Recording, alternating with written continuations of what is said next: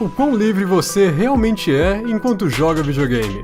Este é o Visão Libertária, sua fonte de informações descentralizadas e distribuídas. É sabido que a comunicação se forma em diversos métodos de linguagem expressos de diversas formas, como por exemplo, gestos, fala, gráfica, escrita, música, atuação e etc. O desenvolvimento tecnológico recente proporcionou o surgimento de mais um método de expressão, que atualmente é bastante subestimado: os jogos. Em sua forma original, os jogos têm a função de desafiar o jogador, porém os eletrônicos são jogos que, com o desenvolvimento tecnológico já descrito anteriormente, passaram a adotar também a função comunicativa junto ao desafio. Essa junção das duas funções permite uma maior imersão no conteúdo da obra, já que é dado ao jogador a possibilidade de vivenciar e construir por si próprio a história do personagem, dentro das capacidades tecnológicas do equipamento, claro. Nesse vídeo em específico, a obra Fallout New Vegas será o foco das atenções. Contudo, não se preocupe caso ainda não tenha tido a oportunidade de jogar esse clássico, pois será apenas uma apresentação rápida ao contexto geral do jogo e, portanto, sem spoilers.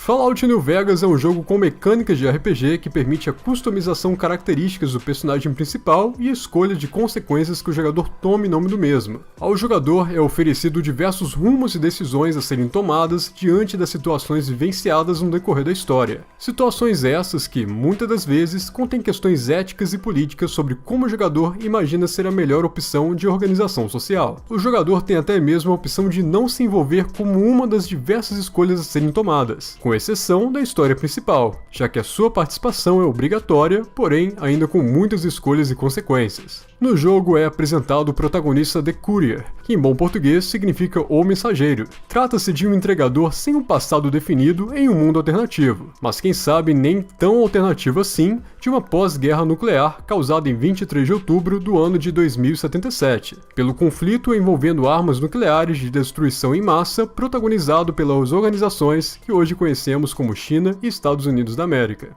Ao personagem principal é oferecido um trabalho de entrega na Mojave Express, uma empresa fictícia que opera o serviço de entrega de cartas e pacotes. Ele deveria entregar um misterioso chip platinado de cassino para o Robert House, um gênio magnata dono de um exército poderoso de robôs e antigo dono das indústrias Rob Cole do Antigo Mundo. Até que então, o personagem principal é encurralado, alvejado com 2 disparos na cabeça e enterrado vivo em um cemitério em Good Springs, por um grupo mercenário ao comando de Benny, um homem extravagante de terno xadrez que almejava seu pacote com um misterioso chip de platina.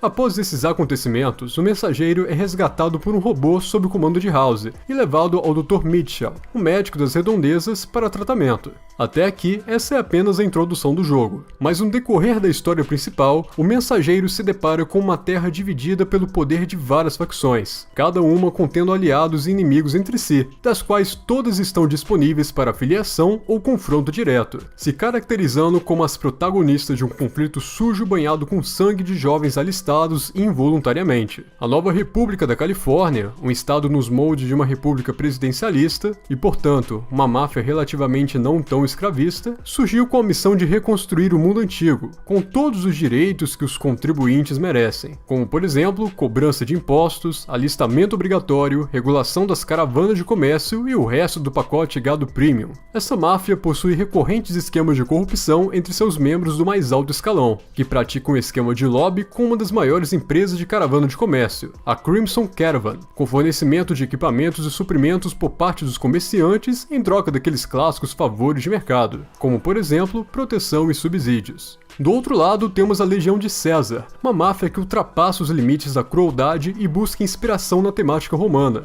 Essa máfia pratica a escravidão direta, ignorando totalmente as liberdades individuais e considerando as democracias como sistemas ineficazes, cujo resultado culmina em conflitos internos e na fomentação da corrupção e da desintegração social. Não que eles estejam errados nessa parte, né? Mas olhando os atos de seus membros, esse é o típico caso do sujo falando do mal lavado. E é claro que, como uma boa ditadura, eles possuem o seu próprio ditador, o César.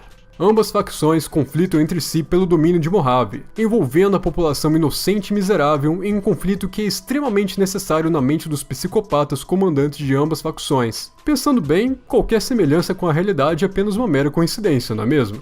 Conforme a história progride, o jogador poderá, de acordo com suas próprias convicções éticas ou políticas, se filiar a alguma facção, pessoa, no caso de Robert House, que como dito anteriormente domina sozinho uma enorme frota robótica de alto poder militar, ou até mesmo escolher não se filiar a ninguém. Depois de entender parte da ambientação do jogo, é bem provável que você esteja se indagando sobre o que isso tudo tem a ver com o libertarianismo, não é? Pois bem, a possibilidade de escolha nos eventos representa o reconhecimento sobre a individualidade de cada jogador. Isso está expresso nas diferenças de suas ideias, ideais políticos, seu senso ético, moral, seus valores e desejos. Até mesmo o sexo e a raça do personagem não é definido pelo autor, mas sim pelo próprio jogador, uma inclusão verdadeira que contrasta com as obras que têm cotas de elenco por aí. Essa liberdade de escolha dada ao jogador é o fato que define qual organização social será predominante após o grande conflito entre as facções. Conflito esse que acontece na barragem Hoover com a ofensiva da Legião sobre a nova República da Califórnia. As escolhas incluem uma república militar aos moldes de uma direita brasileira comandada pela nova República da Califórnia, um socialistão em que todos pertencem e servem ao ditador César,